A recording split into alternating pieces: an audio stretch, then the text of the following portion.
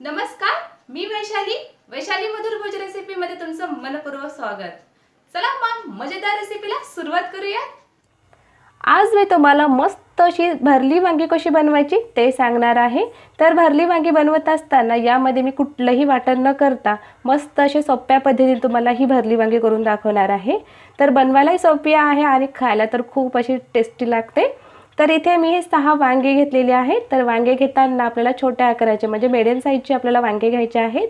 तर वांगे घेताना असे मस्त काटेरी वांगे घ्यायचे आहेत। तर काटेरी वांगे घेतले की वांगे खाताना खूप असे छान चवदार लागतात, त्याच्यामुळे असे काटेरी वांगी घ्यायचे आहेत। आता ही वांगी आपण कट करून घेऊयात। तर वांग कट करताना आपल्याला थोडंसं देठ कट करून घ्यायचं आहे। या पद्धतीने बघा, खूप जास्त देठ कट करायचं नाहीये आणि याचे आपल्याला 4 भाग करून घ्यायचे आहेत। तर या ठिकाणी बघा, मी अशा प्रकारे हे वांग कट करून घेतलेलं आहे। वांग किडकं वगैरे आहे का ते चेक करून घ्यायचे। तर अशा प्रकारे बघा, हे वांग अजिबात किडकं नाहीये। तर हे असे 4 भाग करून घ्यायचे आहे। तर इथे मी हे थोडंसं पाणी घेतलेलं आहे। यामध्ये आपण थोडंसं मीठ घालूयात। आता यामध्ये मी थोडंसं मीठ घालतीये। तर मिठामुळे ना आपली वांगी काळी पडत नाही, त्यामुळे यामध्ये आधी मीठ टाकून नंतर ही वांगी यामध्ये टाकायची आहेत। तर अशाच प्रकारे आपण सगळी वांगी कट करून घेऊयात। तर इथे मी सगळे वांगे कट करून घेतलेले आहेत। आता याचा आपण मसाला तयार करून घेऊया। तर इथे मी एक प्लेट घेतलेली आहे। यामध्ये मी 2 चम्मच धने पावडर घालतीये। तर धने पावडर थोडं जास्तच घालायचं, म्हणजे 2 चम्मच घालायचं आहे। 1 चम्मच लाल तिखट तुमच्या आवडीप्रमाणे कमी जास्त घालू शकता। अर्धा चम्मच गरम मसाला, 1 चम्मच कांदा लसूण मसाला, 1 चम्मच बेसन पीठ घालायचं आहे। तर बेसन पीठमुळे ना भाजीला खूप छान असा दाटसरपणा येतो, त्यामुळे थोडंसं बेसन पीठ घालायचं आहे। थोडीशी हळद, चवीनुसार मीठ घालायचं आहे। अर्धा चम्मच काळा मसाला घालायचा आहे। अर्धा चम्मच आलं लसूण पेस्ट। आता यामध्ये आपण हे भाजलेलं खोबरं घालायचं आहे। तर खोबरं मी भाजून घेतलेलं आहे आणि त्याला हातानेच असं बारीक करून घेतलेलं आहे। तर या पद्धतीने बघा, अशा प्रकारे मी हे हातानेच बारीक करून घेतलेलं आहे। आता यामध्ये हे घालूया। तर हे साधारण 2 चम्मच मी भाजलेलं खोबऱ्याचं किस घेतलेलं आहे आणि त्याचबरोबर इथे मी हे शेंगदाण्याचा कूट घेतलेला आहे। तर शेंगदाणे मी चांगलं असं भाजून घेतलेले आहेत आणि त्याला असे 2 चम्मच मी हे शेंगदाण्याचं कूट घालतीये। आता यामध्ये आपण अर्धी चम्मच तेल घालायचं आहे आणि याला हाताने आता व्यवस्थित मिक्स करून घ्यायचे। म्हणजे हे सगळे मसाले आता हे चांगले व्यवस्थित मिक्स करून घ्यायचं आहे। तर अशा पद्धतीने पण खूप छान अशी भाजी छान होते। अगदी कमी वेळामध्ये ही भाजी बनवून तयार होते तुमची। कुठलंही वाटण न करता तुम्ही हे भाजी करून घेऊ शकता। तर शेंगदाणे मी आधीच अशी एक पेस्ट करून ठेवलेली आहे, म्हणजे याचा कूट आधीच एका बर्नीमध्ये भरून ठेवलेला आहे। जेव्हा ही भाजी करायची असेल तेव्हा लगेच मी त्याचा कूट टाकत असते। तर आपलं हे व्यवस्थित आता हे मिक्स करून झालेलं आहे। आता आपण हे वांगी यामध्ये भरून घेऊयात।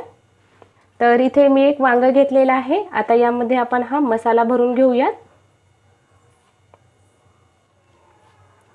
तर मसाला असं छान दाबून भरायचा आहे।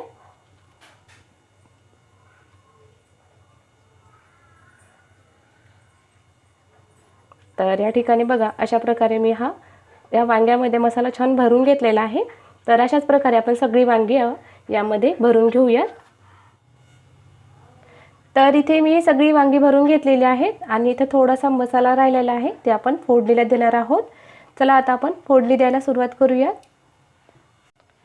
आता इथे मी गॅसवर कढई गरम करायला ठेवलेली आहे। कढई आपली चांगली गरम झाली आहे। आता यामध्ये आपण तेल घालूयात। तर यामध्ये मी 2 पळी तेल घालतीये।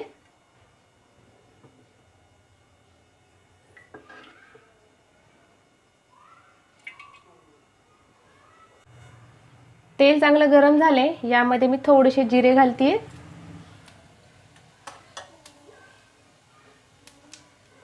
थोडीशी मोहरी, थोडंसं हिंग घालायचं आहे. इथे मी एक मीडियम साईजचा कांदा घेतलाय, त्याला मी असं बारीक कट करून घेतलेला आहे. आणि याला व्यवस्थित आता चांगलं मिक्स करून घ्यायचं आहे, म्हणजे चांगलं परतून घ्यायचं आहे. कांदा चांगला सोनेरी रंगावर आपल्याला चांगला हलकासा परतून घ्यायचा आहे. आता कांदा चांगला परतून झालेला आहे. यामध्ये आपण हा मसाला घालायचा आहे. तर आपण हे वांग्यामध्ये भरलेला होता तो थोडासा उरलेला यामध्ये आपण घालूयात. आणि हा मसाला यामध्ये व्यवस्थित आता चांगला मिक्स करून घ्यायचा आहे, म्हणजे चांगलं परतून घ्यायचं आहे. आता हा मसाला छान असा परतून झालेला आहे. यामध्ये आपण हे टोमॅटो घालायचं आहे. तर इथे मी मीडियम साईजचा टोमॅटो त्याला असं बारीक कट करून घेतलेला आहे, ते यामध्ये आपण घालून याला व्यवस्थित आता मिक्स करून घ्यायचं आहे. टोमॅटो आपल्याला छान सॉफ्ट होईपर्यंत चांगलं परतून घ्यायचं आहे. आता टोमॅटो छान सॉफ्ट झालेला आहे. आता यामध्ये आपण ही वांगी टाकून घ्यायची आहे. तर यामध्ये आपण एक एक सगळी यामध्ये वांगी टाकून घेऊयात. आणि याला व्यवस्थित आता मिक्स करून घ्यायचे. तर ही वांगी आपल्याला 1 ते 2 मिनिट चांगलं तेलामध्ये छान परतून घ्यायची आहेत. तर हे वांगे 1 ते 2 मिनिट छान असे परतून घेतलेले आहेत. तर तेलामध्ये छान असे मुरलेले आहेत हे वांगे. आता यावर आपण बारीक चिरलेली कोथिंबीर घालायची आहे. तर इथे मी अशी थोडी बारीक चिरलेली कोथिंबीर यावर घालूयात. आणि यालाही व्यवस्थित आता मिक्स करून घेऊया.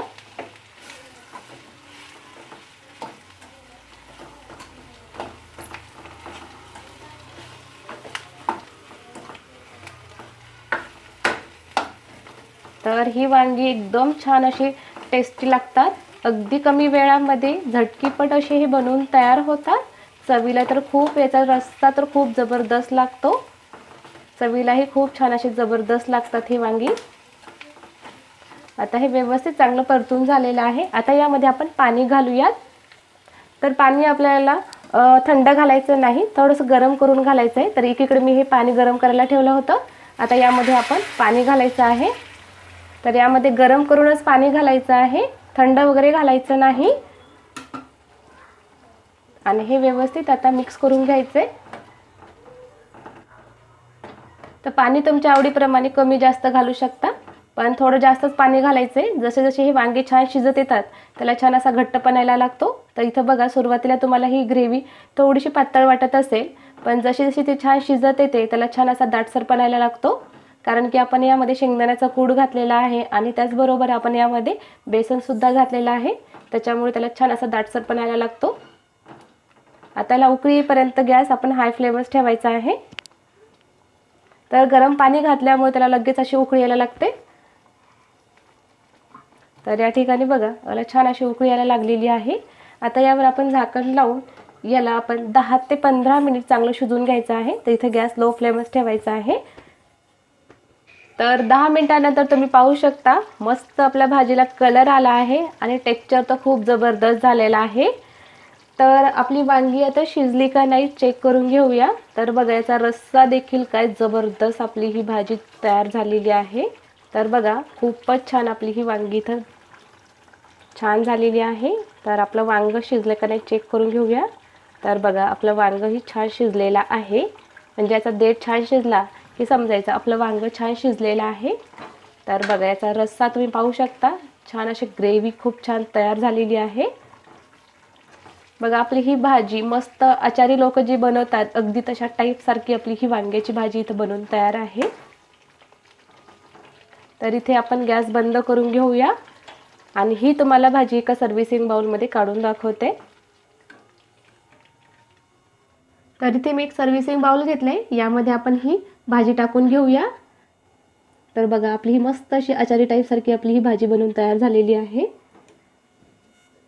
तर कमी वेळामध्ये आणि कमी साहित्यामध्ये ही भाजी बनवून तयार झालेली आहे. तर याचा रस्सा बघा, खूपच जबरदस्त आपली ही भाजी बनवून तयार आहे. तर ही तुम्ही गरमागरम भाकरीबरोबर किंवा चपातीबरोबर खाऊ शकता. तर याचा रस्सा तुम्ही भाताबरोबर देखील खाऊ शकता, खूपच जबरदस्त लागतो. तर इथे आपली मस्त अशी चमचमीत भरली वांगी इथं बनवून तयार आहे. तर अशा प्रकारे तुम्ही ही रेसिपी घरी नक्की ट्राय करा. माझी खात्री आहे तुम्हाला ती नक्कीच आवडेल. तुम्हाला आजची रेसिपी कशी वाटली ती कमेंट बॉक्समध्ये मला नक्की कळवा. जर तुम्ही चॅनलला सबस्क्राईब केलं नसेल तर सबस्क्राईब करा, लाईक करा आणि शेअर करायला विसरू नका. पुन्हा भेटूयात अशा छान नवीन रेसिपी बरोबर.